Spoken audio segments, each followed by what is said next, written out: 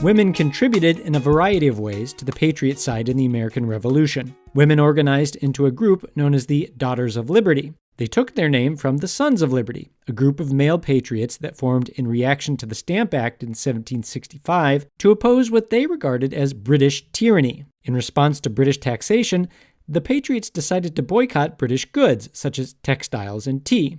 The Daughters of Liberty made the boycotts work, for example, by organizing spinning bees to create homespun textiles. There were quite a lot of these in New England, and homespun cloth became a patriotic fashion statement. Liberty tea, made out of herbs, flowers, and leaves, such as mint, became a stand-in for tea imported from the East India Company. The vital role of women before the Revolutionary War would intensify as the fighting began. This has been 60 Second Civics, a podcast of the Center for Civic Education. The show's theme song is Complacent by Cheryl B. Engelhardt.